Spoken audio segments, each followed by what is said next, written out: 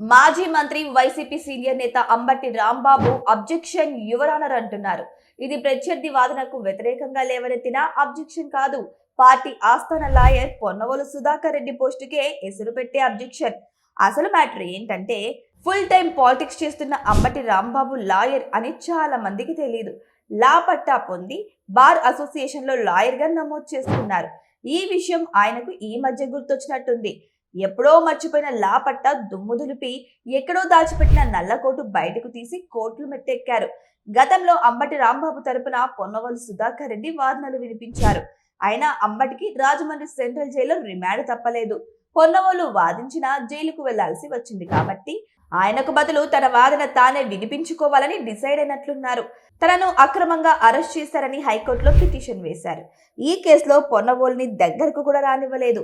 తన పిటిషన్ తానే రాసుకున్నారు. తన వాదన తానే వినిపించుకుంటున్నారు.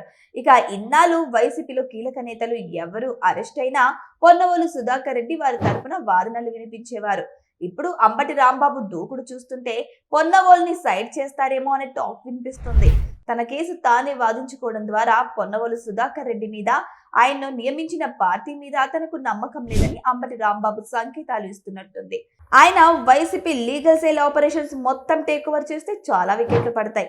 అలా కాకుండా తన కేసుకి పరిమితమైన అంబటి ఆదర్శంగా తీసుకొని కేసులో చిక్కుకున్న ఇతర వైసీపీ నేతలు సొంతంగా వాదనలు వినిపించినా, వేరే లాయర్లను పెట్టుకున్నా పార్టీ పరువు పోతుంది.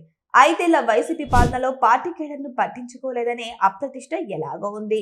ఇప్పుడు ప్రతిపక్షంలోకి వచ్చాక సరైన లీగల్ రిప్రజెంటేషన్ కూడా ఇవ్వలేదని అనుకునే ప్రమాదం ఉంది.